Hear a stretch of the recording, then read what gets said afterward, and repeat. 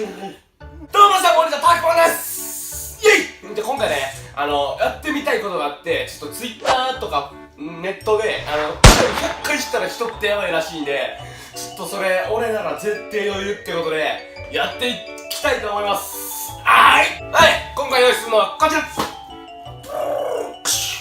D6号室でいきたいと思います。はい。まあ、くしゃみ100回ぐらいなんか俺からしたらほんま余裕なんで。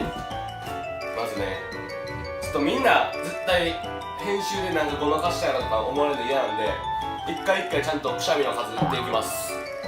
よし、オッケー、いきまーす。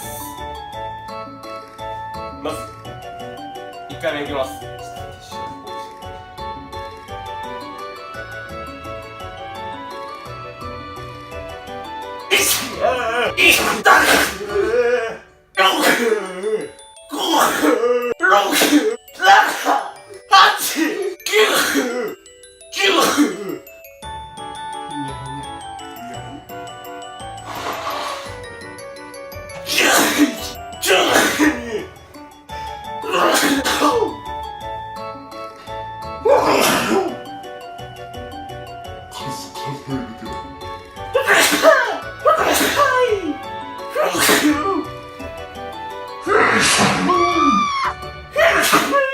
余裕やな、まだ余裕、まだいける。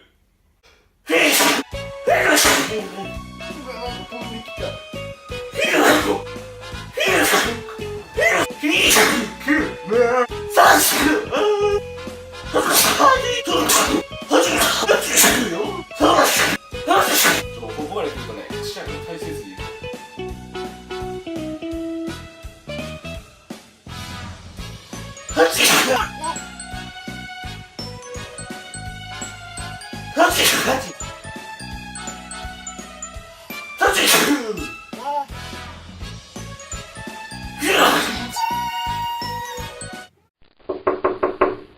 何回目かわかんないですけど、ちょっともう無理な気がする。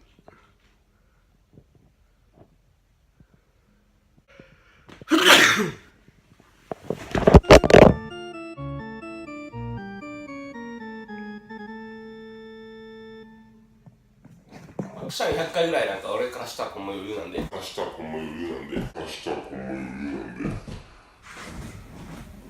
ごめんなさい。